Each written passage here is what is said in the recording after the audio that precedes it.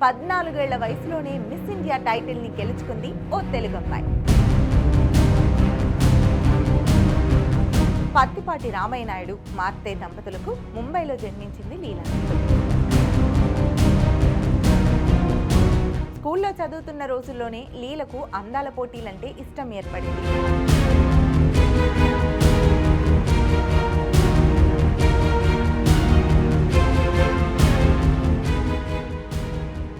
Welcome to Telugu one cinema. నేను రూపానాథళ్ళ. భారతదేశంలో cinema మొదలైన నాటి నుంచి ఇప్పటి వరకు ఎంతోమంది సౌందర్య రాసులు తమ అందచందాలతో ప్రేక్షకులకు కనువిందు చేశారు. ప్రేక్షకుల మనస్సులో సుస్థిర స్థానం సంపాదించుకున్నారు. వారిని మించిన అందగత్తెగా పేరు తెచ్చుకొని 14 ఏళ్ల వయసులోనే మిస్ ఇండియా టైటిల్ని గెలుచుకుంది ఓ తెలుగు అమ్మాయి. ఆమె పేరు లీలా నాయుడు. 1954లో జరిగిన ఫెమినా మిస్ ఇండియా పోటీల్లో టైటిల్ను గెలుచుకొని అందరినీ ఆశ్చర్యపరిచింది. ఆ సమయంలోనే వోగ్ పత్రికలో ప్రపంచంలోని 10 మంది గొప్ప సౌందర్య రాశుల పేర్లను ప్రచురించారు. అందులో లీలా నాయుడు పేరు కూడా ఉండడం విశేషం.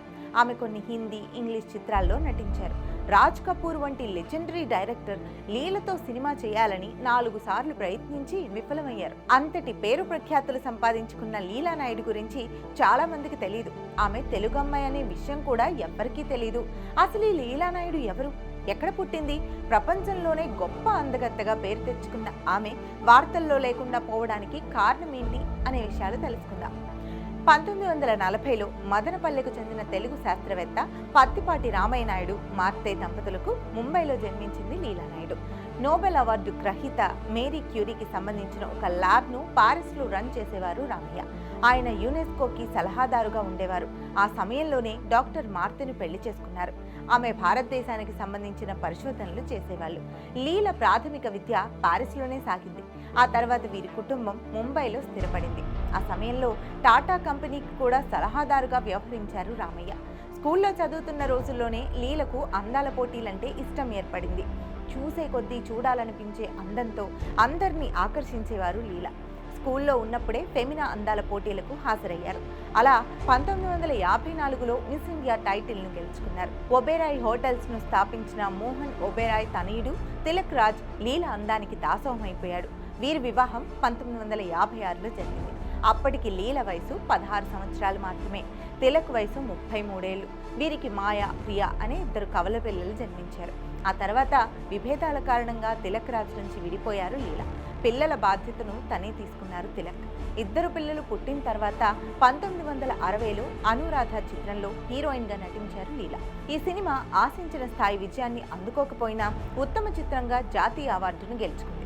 ముఖ్యంగా ఈ సినిమాలో లీల ప్రదర్శించిన నటనకు అందరి నుంచి ప్రశంసలు లభించాయి. ఆ తర్వాత ఉమీద్, ఏ రాస్తా హై ప్యార్ కా, హౌస్ హోల్డర్, బాఘీ, అబ్రు, దేగురు, త్రికాల్ వంటి సినిమాల్లో మంచి పాత్రలు పోషించారు. ఈ సినిమాలు లీలకు చాలా మంచి పేరు తెచ్చాయి. ఆమె నటించిన చివరి సినిమా 1992లో వచ్చిన ఎలక్ట్రిక్ మూన్. లీల హీరోయిన్గా బిజీగా ఉన్న సమయంలోనే రాజ్ కపూర్ ఆమెను హీరోయిన్గా తీసుకోవాలని 4 సార్లు ప్రయత్నించారు. కానీ ఆయన సినిమాల్లో నటించేందుకు లీల తిరస్కరించారు. తిలక్ రాజ్తో విడిపోయిన తర్వాత లండన్ వెళ్లారు లీల. అక్కడ తత్వవేత్త జిడ్డు కృష్ణమూర్తిని కలిశారు. ఆయన బోధనల పట్ల బాగా ఆకర్షితులయ్యారు. ఆ క్రమంలోనే 1969లో ముంబైకి చెందిన కవి డోమ్ మోరేస్ను వివాహం చేసుకున్నారు. వీరిద్దరూ హాంకాంగ్, న్యూయార్క్, న్యూఢిల్లీ, ముంబైలలో దాదాపు 25 సంవత్సరాలు నివసించారు. ఆ తర్వాత కొన్ని కారణాల వల్ల ఇద్దరూ విడిపోయారు. అప్పుడు ముంబైలోని కోలాబాలో శేష జీవితాన్ని గడిపారు లీల. 2009 జూలై 28న లంగ్ క్యాన్సర్తో 69 ఏళ్ల వయసులో కన్నుమూశారు.